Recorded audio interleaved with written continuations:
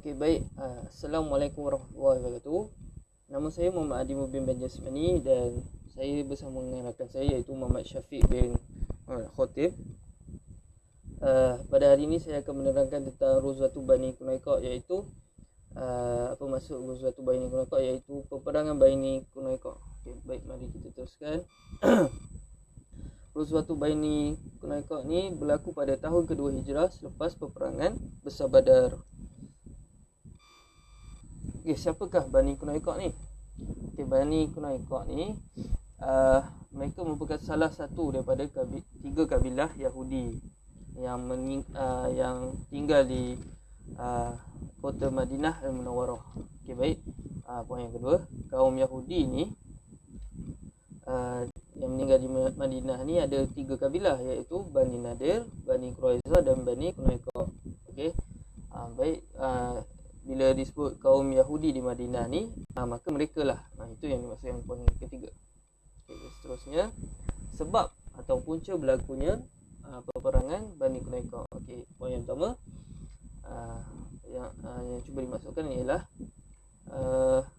semenjak daripada ni, saya ambil daripada Rahil Al-Makhtum, saya ambil poin sikit je, saya akan terangkan banyak sikit. Semenjak daripada awal lagi, iaitu selepas Piagam Madinah kan, memang Bani Qunaiqa ni memang terkenal dengan selalu menimbulkan kekecohan atau selalu mengganggu umat Islam. Dia orang yang paling boleh dikatakan paling ekstrim lah, kacau umat Islam semua. Dan poin yang kedua, apabila benda ni makin teruk, makin kacau bilau semua, jadi Rasulullah SAW pun dan benda ni makin teruk selepas daripada perang Badar tu, dia orang makin iri hati terhadap umat Islam, dia orang makin benci terhadap umat Islam. Okay, dan Rasulullah SAW pun jam'uhu Rasulullah SAW jumpa dia dan menyeru kepada mereka ni, tengok Rawah Abu Daud tu, yang ni saya dapat daripada Rahil Al-Makhtum juga. Rawah Abu Daud wa ghairihi an Ibn Abbas radhiyallahu anhu qala lamma asaba Rasulullah sallallahu alaihi wasallam Quraisy yawman Badr wa qadimul Madinah jam'ul yahud suq Bani Qunaiqa faqala ya ma'syiral yahud aslam qabla an sibukum mislu ma asaba Quraisyan. Yang maksud, saya teruskan kepada apa yang cuba disampaikan. Yang maksud Rasulullah SAW ni jumpa mereka dekat tempat perkumpulan Bani Qunaiqa, dekat pasar, dan Rasulullah SAW menyeru, wahai kaum Yahudi, masuklah Islam sebelum apa yang menimpa kaum Quraisy menimpa kepada kamu juga. Jadi kita tengok apa yang dijawab oleh kaum Yahudi ni, Bani Qunaiqa ni. Qalu ya Muhammad la yaqniku min nafsik annaka qataltu nafra min Quraisy kanu aghmara la ya'rifuna qital innaka law qataltina la'ariftu anna nahnu an-nas wa innaka lam talqa misluna. Yang maksud, wahai Muhammad, janganlah kau bangga dengan diri kau selepas engkau mengalahkan atau menewaskan kaum Quraisy, iaitu ketika perang Badar tu. Sungguhnya mereka ni tak tahu apa-apa tentang peperangan. Kaum Yahudi kata kaum Quraisy ni tak tahu apa-apa tentang peperangan. Lepas tu mereka kata sesungguhnya kaum aku lebih mengetahui tentang peperangan ni, dan kau tak pernah jumpa seperti kami. Maksudnya kaum Yahudi ni lebih hebat lah daripada kaum Quraisy ni. Memang kaum Yahudi ni mahir dengan peperangan. Maka turunlah ayat ini, surah Al-Imran ayat 12 dan 13. A'udzubillahi minasyaitonirrajim. Bismillahirrahmanirrahim.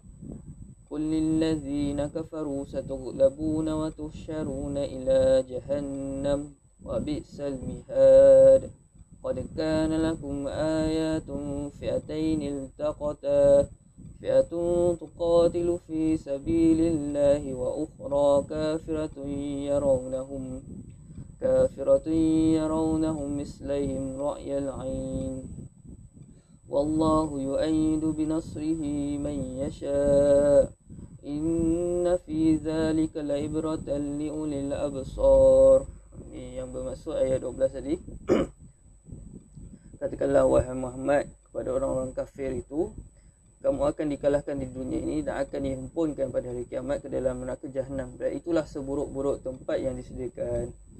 Ayat 13 pula yang maksud sesungguhnya telah ada satu tanda bagi kamu pada peristiwa dua pasukan yang telah bertemu di medan perang. Satu pasukan orang Islam berperang pada jalan Allah, pertahankan agama Allah, dan satu lagi daripada golongan kafir musyrik. Mereka yang kafir itu melihat orang Islam dengan pandangan mata biasa, dua kali ramainya berbanding dengan mereka sendiri. Dan Allah sentiasa menguatkan sesiapa yang dikehendakinya dengan memberikan pertolongannya. Sesungguhnya pada peristiwa itu terdapat satu pengajaran yang memberi insaf bagi orang-orang yang berfikiran dengan mata yang celik. Baik, itulah maksud daripada surah Al-Imran ayat 12 dan 13. Okey, baik, kita tengok sebab yang ketiga, iaitu saya refresh rewind balik. Sebab yang pertama iaitu memang Bani Qainuqa ni memang suka kacau umat Islam. Dan sebab kedua, tadi Rasulullah SAW dah menyeru mereka, dan mereka dengan sombong yang belagaknya menolak. Sebab ketiga ni sebab orang perempuan tadi. Rawah Ibn Hisham an Abi Iwan an imraati minal arbi qadamtu bi jalabilaha faba'atihi fi suq Bani Qainuqa fajalistu ila sani'u faj'alu yuridunaha ala kashfin wajhiha fa'amada as-sari'u ila tarfi subiha fa'aqdihi ila tarhiha wa hiya raflah falamma qamat in kashafa su'tiha fadhaqu biha fasahat fausabu rajulun minal muslimin ala sari'un faqatiluhu wa kana yahudiyah fatashaddu al-yahud ala al-muslim faqtalu fastasrihu ahli al-muslimin ala al-yahud fa'u syarru bainihim wa baini Bani Qainuqa wa baina Bani Qainuqa. Jadi apa yang cuba disampaikan dalam riwayat ini, ada seorang perempuan tu dia pergi pasar dan kena ganggu macam kena ikat dia punya hujung kain tu sehingga hampir tertanggal kainnya. Dan seorang lelaki muslim dengar jeritan perempuan tadi tu dan cuba menolong. Dan apabila dia cuba menolong tu, maka lelaki muslim tadi pun terbunuh. Maka sampai itu berlakulah kekecohan dan pergulutan antara kaum Yahudi dan umat Islam. Baik, itu saja daripada saya. Lepas ni apa yang berlaku selepas ini akan disambung oleh rakan saya yang seterusnya, iaitu Muhammad Syafiq bin Muhammad Khatib. Sekian saja daripada saya. Wallahu a'lam bissawab. Assalamualaikum warahmatullahi wabarakatuh. Alhamdulillahirabbil alamin, wassalatu wassalamu ala asyrafil anbiya'i wal mursalin wa ala alihi wa sahbihi ajma'in. Nama saya Muhammad Syafiq bin Muhammad Khatib. Nombor metrik I18203116. InsyaAllah saya akan menyambung pembentangan daripada saudara saya Muhammad Ad-Din Mubin bin Jasmani. Jadi saya akan menerangkan tentang apa tindakan baginda Rasulullah SAW setelah dia tahu akan sebab-sebab berlakunya perang Bani Qainuqa yang telah diceritakan oleh saudara saya sebentar tadi. Jadi insyaAllah kita akan teruskan. Intaqama Rasulullah sallallahu alaihi wasallam wal muslimun min khilal muhasaratil yahudi limaddah 25 yawman wa 25 lailatan mutataliyah. Setelah Nabi tahu tentang peristiwa tersebut, apa tindakan Nabi?